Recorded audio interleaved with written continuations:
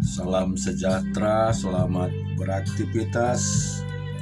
Kita senantiasa selalu merenungkan firman Tuhan, dan kiranya berkat-Nya lebih baik hari ini daripada hari kemarin. Kita baca di dalam Yakobus pasal yang ketiga. Saudara-saudaraku, janganlah banyak orang di antara kamu menjadi guru, sebab kita tahu bahwa sebagai guru kita akan dihakimi menurut ukuran yang lebih berat. Sebab kita semua bersalah dalam banyak hal. Barang siapa tidak bersalah dalam perkataannya, ia adalah orang sempurna yang dapat juga mengendalikan seluruh tubuhnya. Kita mengenakan kekang pada mulut kuda sehingga ia menuruti kehendak kita. Dengan jalan demikian kita dapat juga mengendalikan seluruh tubuhnya. Dan lihat saja kapal-kapal, walaupun amat besar dan digerakkan oleh angin keras, namun dapat dikendalikan oleh kemudi yang amat kecil menurut kehendak jurumudi. Demikianlah juga lidah, walaupun satu anggota kecil yang tubuh, namun dapat mengenakan perkataan-perkataan yang besar. Lihatlah betapa pun kecilnya api, ia dapat membakar hutan yang lebih besar. Lidah pun adalah api, ia merupakan suatu dunia kejahatan dan mengambil tempat di antara anggota tubuh kita sebagai sesuatu yang dapat menodai seluruh tubuh dan menyalakan roda kehidupan kita, sedang ia sendiri dinyalakan oleh api neraka. Semua jenis binatang liar, burung-burung, serta binatang-binatang menjalar dan binatang-binatang laut dapat dijinakkan dan telah dijinakkan oleh sifat manusia, tetapi tidak seorang pun yang berkuasa menjinakkan lidah. Ia adalah sesuatu yang buas, yang tak terkuasai dan penuh racun yang mematikan. Dengan lidah kita memuliakan Tuhan Bapa kita, dan dengan lidah kita mengutuk manusia yang diciptakan menurut rupa Allah. Dari mulut yang satu keluar berkat dan kutuk. Hal ini, saudara-saudaraku, tidak boleh demikian terjadi.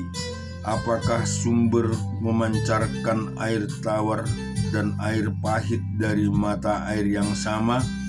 Saudara-saudara, adakah pohon ara dapat menghasilkan buah zaitun, dan adakah pokok anggur dapat menghasilkan buah ara? Demikian juga mata air asin tidak dapat mengeluarkan air tawar. Siapakah di antara kamu yang bijak dan berbudi?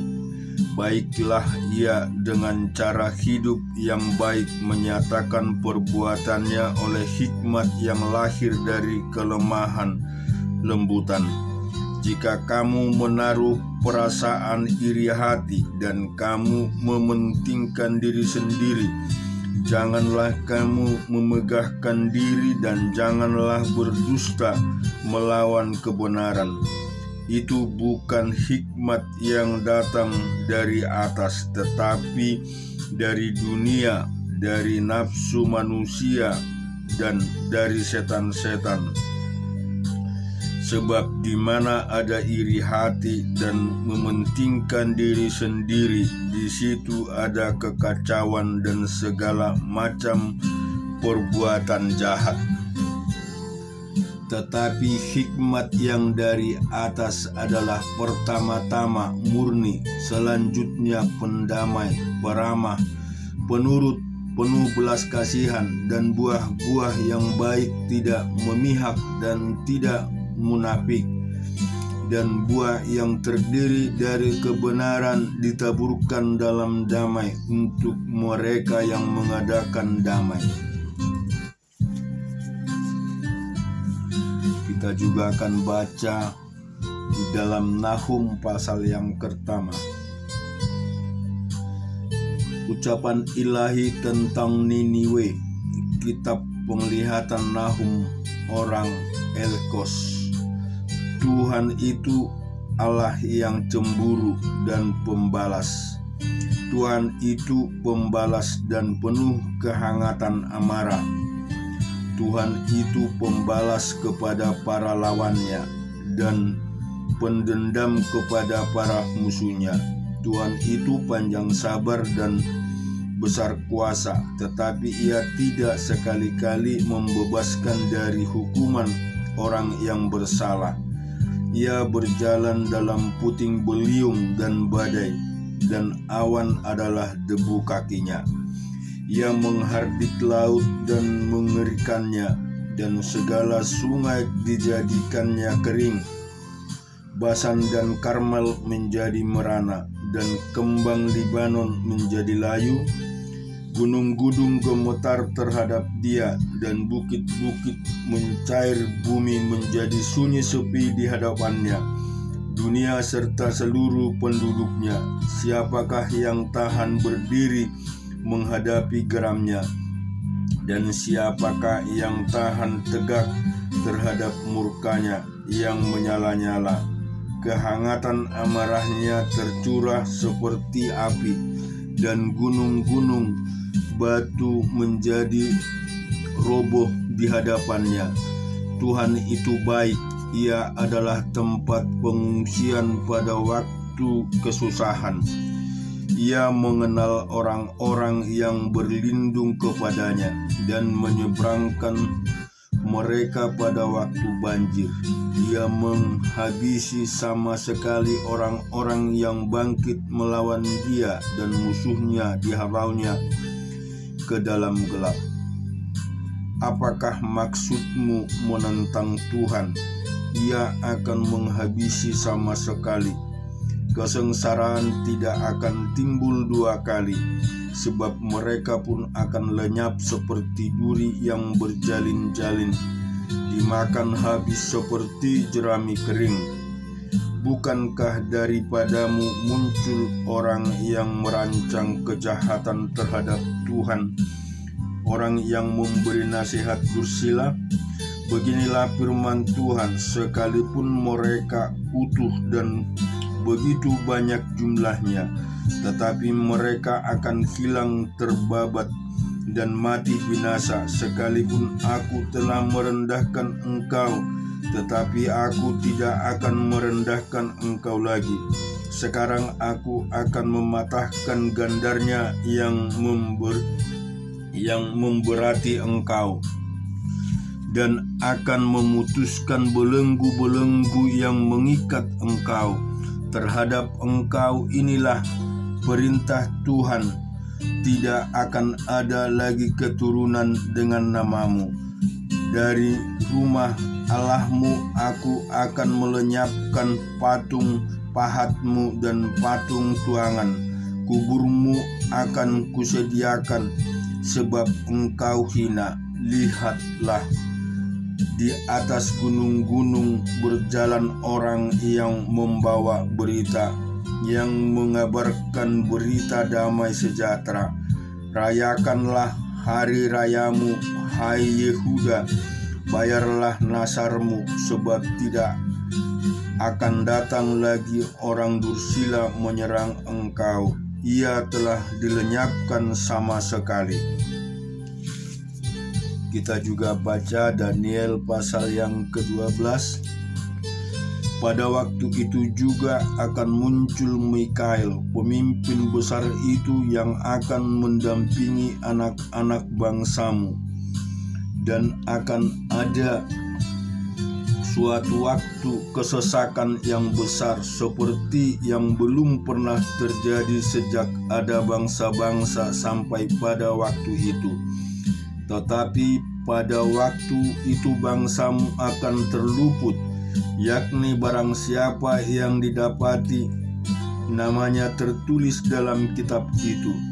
Dan banyak dari antara orang-orang yang telah tidur di dalam debu tanah akan bangun, sebagian untuk mendapat hidup yang kekal, sebagian untuk mengalami kehinaan dan kengerian yang kekal. Dan orang-orang bijaksana akan bercahaya seperti cahaya cakrawala, dan yang telah menuntun banyak orang kepada kebenaran seperti bintang-bintang tetap untuk selama-lamanya. Tetapi engkau, Daniel, sembunyikanlah segala firman itu dan meteraikanlah kitab itu sampai pada akhir zaman.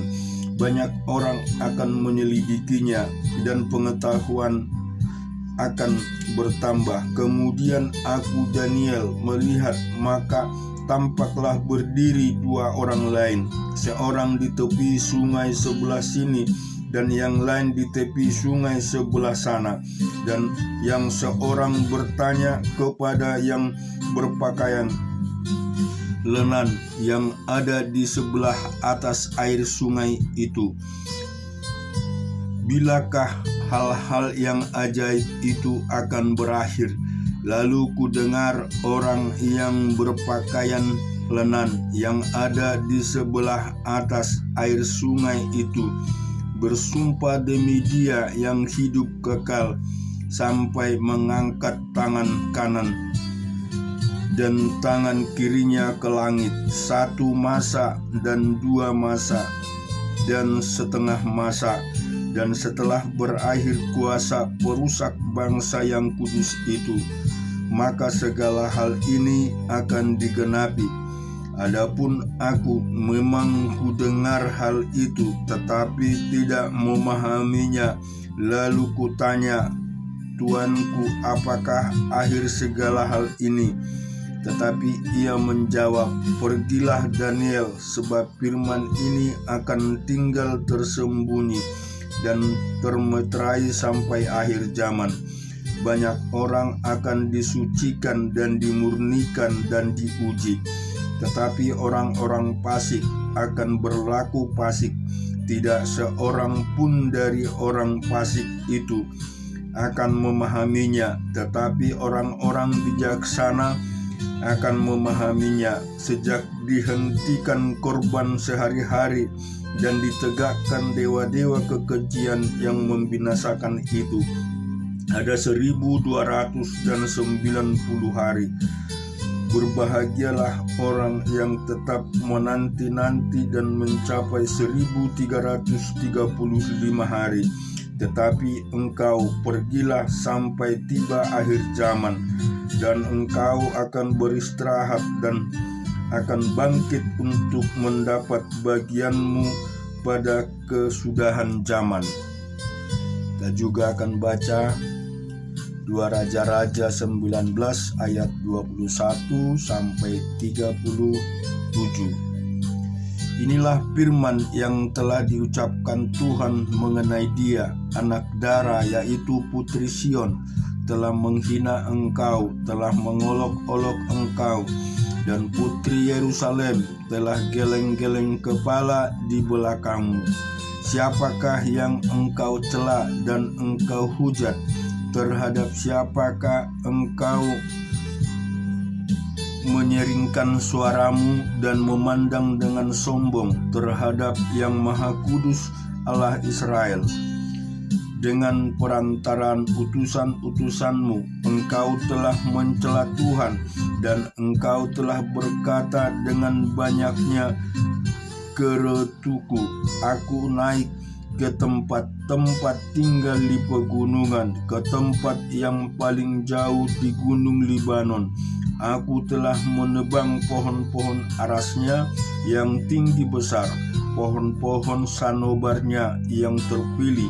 Aku telah masuk ke tempat permalaman yang paling ujung, ke hutan pohon-pohonnya yang lebat. Aku ini telah menggali air dan telah minum air asing. dan aku telah mengeringkan dengan telapak kakiku segala sungai di Mesir.